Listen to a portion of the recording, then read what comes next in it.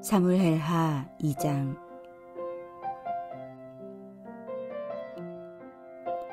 그 후에 다윗이 여호와께 여쭈어 이르되 내가 유다 한 성읍으로 올라가리이까. 여호와께서 이르시되 올라가라. 다윗이 아뢰되 어디로 가리이까. 이르시되 헤브론으로 갈지니라. 다윗이 그의 두 아내 이스라엘 여인 아히노암과 갈멜 사람 나발의 아내였던 아비가일을 데리고 그리로 올라갈 때에 또 자기와 함께한 추종자들과 그들의 가족들을 다윗이 다 데리고 올라가서 헤브론 각 성읍에 살게 하니라. 유다 사람들이 와서 거기서 다윗에게 기름을 부어 유다 족속의 왕으로 삼았더라. 어떤 사람이 다윗에게 말하여 이르되 사울을 장사한 사람은 길르앗 야베스 사람들이니이다 하매 다윗이 길르앗 야베스 사람들에게 전령들을 보내 그들에게 이르되 너희가 너희 주 사울에게 이처럼 은혜를 베풀어 그를 장사하였으니 여호와께 복을 받을지어다. 너희가 이 일을 하였으니 이제 여호와께서 은혜와 진리로 너희에게 베푸시기를 원하고 나도 이 선한 일을 너희에게 갚으리니 이제 너희는 손을 강하게 하고 담대히 할지어다. 너희 주 사울이 죽었고 또 유다 족속이 내게 기름을 부어 그들의 왕으로 삼았음이니라 하니라.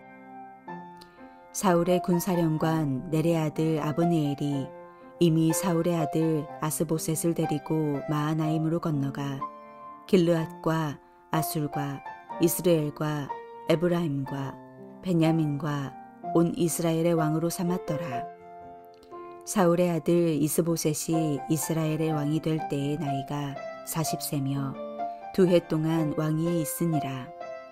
유다 족속은 다윗을 따르니 다윗이 헤브론에서 유다 족속의 왕이 된 날 수는 7년 6개월이더라.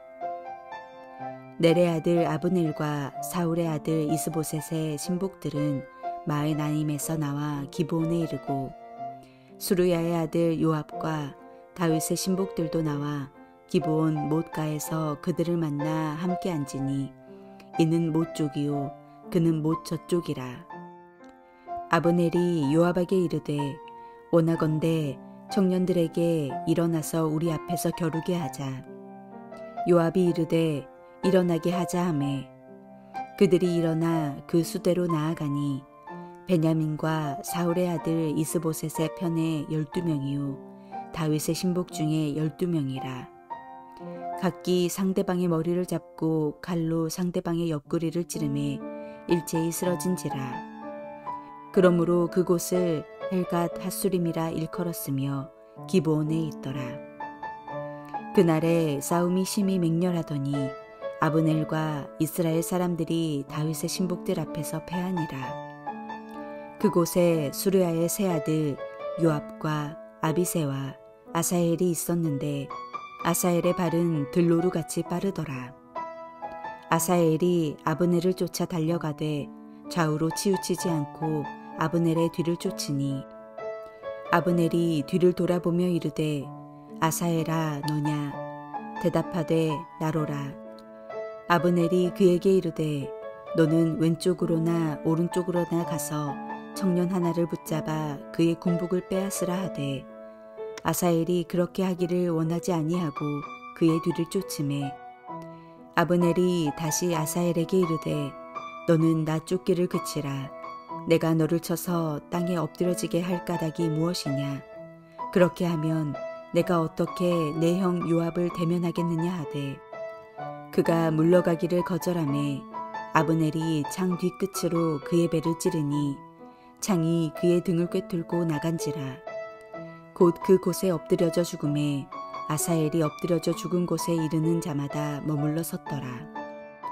요압과 아비새가 아브넬의 뒤를 쫓아 기브온 거친 땅의 길가 기아 맞은 쪽 암마산에 이를 때에 해가 졌고 베냐민 족속은 함께 모여 아브넬을 따라 한 무리를 이루고 작은 산 꼭대기에 섰더라.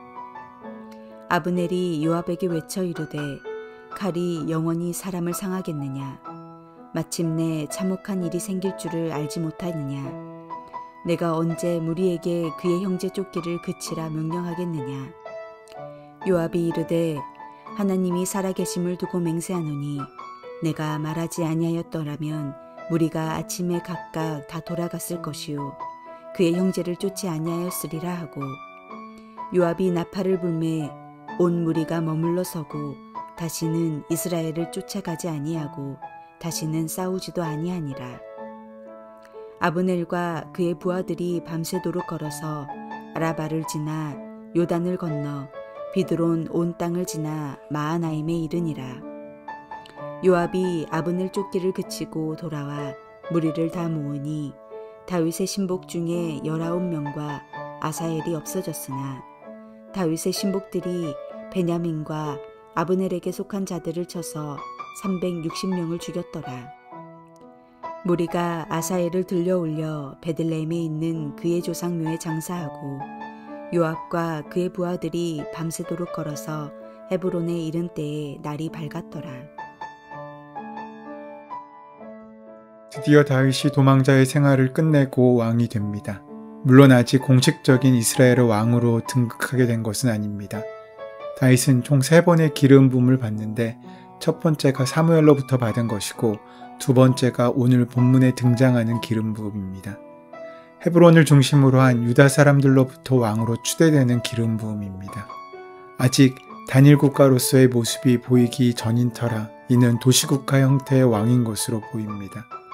이후 다윗은 3번째 기름 부음을 받는데 그때서야 비로소 온전한 유다 민족이 지도자로 세워지게 되고 이스라엘 지파를 통합한 이스라엘의 왕으로 등극하게 됩니다. 오늘 본문은 그렇게 달라진 다윗의 입장을 짧게 전하고 있습니다.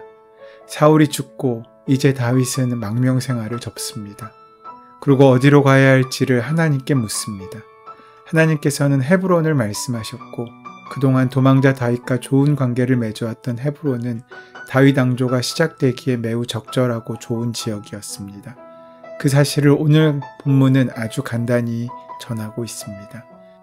다윗이 처음 기름 부음을 받고 왕으로 세워진 이후 10수년의 시간이 지났습니다.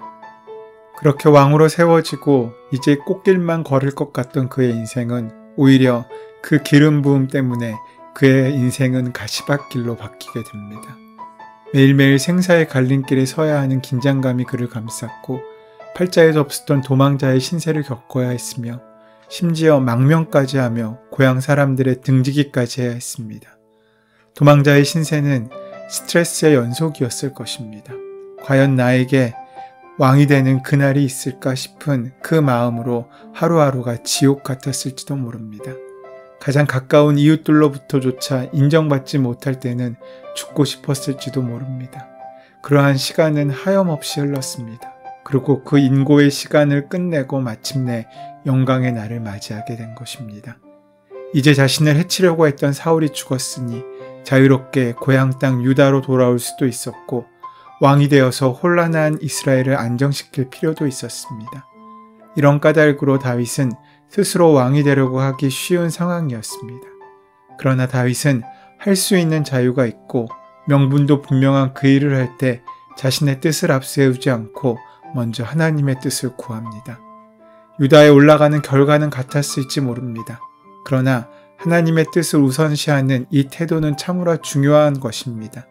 그것은 이제 이 나라는 다윗의 나라가 아니라 하나님의 나라라는 그의 믿음과 신앙의 고백이 담겨 있기 때문입니다. 작은 것 하나도 내 뜻대로 하지 않고 하나님의 뜻대로 하겠다는 마음이 하나님 나라의 왕, 백성에게 합당한 태도였습니다. 다윗은 하나님의 뜻을 따라 헤브론으로 올라가 거기서 유다 지파의 왕이 됩니다. 그리고 그곳에서 7년이 넘는 기간 동안 다스립니다.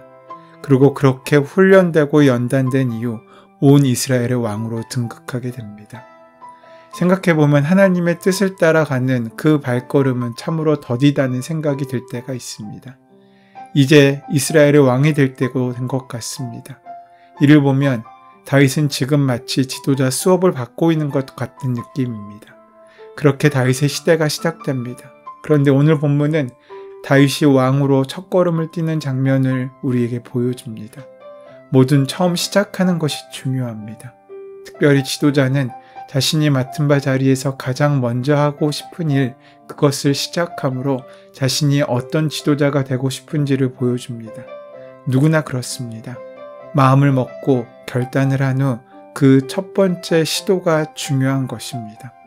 아침에 일어나서 첫 마음과 첫 행동이 하루를 결정하는 데 중요한 것처럼 말입니다.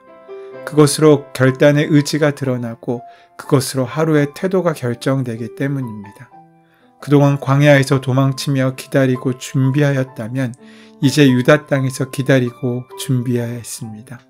이 과정에서 우리는 하나님께서 하나님의 나라를 세워가는 방식이 어떤 것인지를 보게 됩니다. 하나님께서는 먼저 다윗을 준비시키십니다. 사울을 피해 블레셋으로 갔다가 위험과 수치를 당하고 아둘람 굴로 피할 때까지 다윗은 철저히 홀로 시련을 통과해야 했습니다. 마침내 다윗이 하나님을 피난처로 삼고 하나님께 피하게 되었을 때 하나님께서는 환난당한 백성들을 다윗에게 보내셨습니다. 그들과 함께 동고동락하며 이스라엘과 블레셋을 전전하다가 오늘 헤브론까지 오게 되었습니다. 이 과정을 통해 다윗과 함께하는 사람들도 다윗을 통해 하나님을 신뢰하고 의지할 수 있게 된 것입니다. 이제 하나님께서는 다윗과 다윗의 공동체를 통해 유다 백성들도 하나님의 백성다운 모습으로 준비되게 하셨습니다. 다윗이 왕으로서 준비되어야 하는 것처럼 하나님의 다스림을 받는 하나님 나라의 백성들 역시 준비되고 훈련되어야 했기 때문입니다. 다윗을 통해 유다 땅에 하나님의 통치가 나타나게 될 때 하나님께서는 그렇게 훈련된 다윗을 통해 온 이스라엘을 다스리는 자리로 인도하실 것입니다. 그렇다면 왕이 된 다윗의 첫 번째 행보가 무엇이었습니까?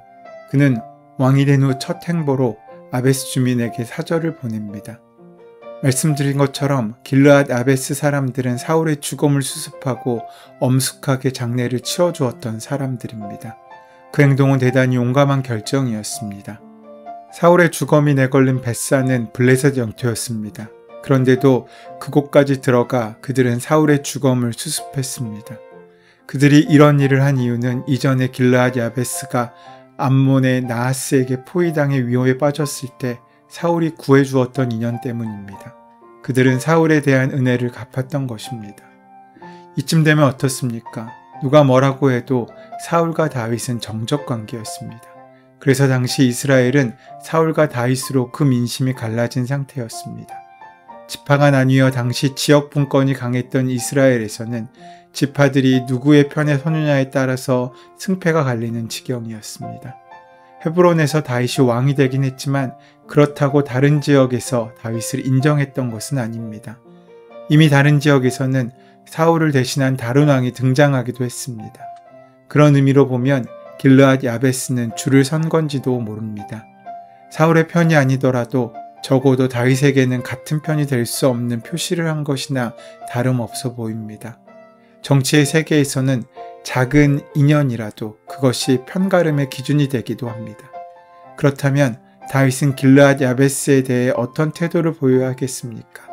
이런 그들의 태도를 어떻게 해석해야 하겠습니까? 정치적으로 해석한다면 당연히 길르앗 야베스는 다윗으로부터 마땅히 배척당해야 합니다. 내 편이 아니기 때문입니다. 그런데 다윗은 달랐습니다. 오히려 그들을 축복하고 격려합니다. 그들에게 사절단까지 보냅니다. 이는 그들에게 너희를 적으로 보지 않는다는 표현이었을지 모릅니다. 이미 다윗은 사울을 죽였다고 속였던 아멜렉 청년을 통해 사울을 어떻게 보고 있는지를 드러낸 바 있습니다. 자신의 모든 과거는 자신을 자라게 하신 하나님의 섭리였다고 말입니다. 결코 쉬운 일이 아니었지만 그는 과거의 상처를 승화시킬 줄 아는 탁월한 판단력을 가진 인물임에 틀림없습니다. 다윗이 헤브론에서 유대의 왕이 되었을 때 사울의 군대 장관이었던 아브넬이 사울의 아들 이스보셋을 왕으로 세웠고 두 나라 사이에 전쟁이 일어납니다. 하나님이 세우신 왕 다윗과 사람이 세운 왕 이스보셋의 싸움이었습니다. 하나님이 세우신 왕과 사람이 세운 왕의 대립의 절정은 그리스도의 십자가에서 드러납니다. 하나님이 세우신 그리스도를 유다 지도자들과 로마의 총독이 합심하여 십자가에 못 박아 죽였지만 그리스도께서는 부활하시고 승리하셨습니다. 마찬가지로 유다와 이스라엘의 전쟁이 시작되고 하나님이 세우신 왕이 이끌었던 유다가 승리합니다. 그러나 승리를 자신하며 자신이 자랑하는 빠른 발로 아브넬을 추적하던 아사헬은 결국 죽임을 당하고 맙니다. 전쟁의 승리가 모든 전투의 승리를 보장하는 것은 아닙니다. 아사헬이 자기를 신뢰하고 의지하였을 때 그는 승리한 전쟁에서 패배한 자가 되었습니다. 교만함은 하나님을 인정하지 않고 자신을 믿는 것입니다. 다윗은 첫 발걸음부터 하나님을 인정하고 하나님을 신뢰하며 나갔습니다. 그런 그의 인생의 성공은 당연한 결과입니다. 오늘 우리의 하루가 성공하기 위해서 첫날, 첫 마음, 첫 시간을 하나님께 온전히 맡겨드리는 우리가 되기를 소원하고 축원합니다. 은혜의 주님, 다윗처럼 모든 순간에 하나님의 인도하심을 구하며 하나님께 묻고 행하는 삶의 습관을 갖기를 소원합니다. 그래서 왕이신 주님의 뜻대로 살아갈 수 있도록 인도하시고 함께하여 주시옵소서. 예수님의 이름으로 기도드립니다. 아멘. 이제 오늘 허락하신 말씀이 나에게 주시는 말씀으로 만나지기 위하여 함께 허락하신 말씀을 깊이 묵상하시고 기도하시는 시간 가지도록 하겠습니다. 함께 기도합니다.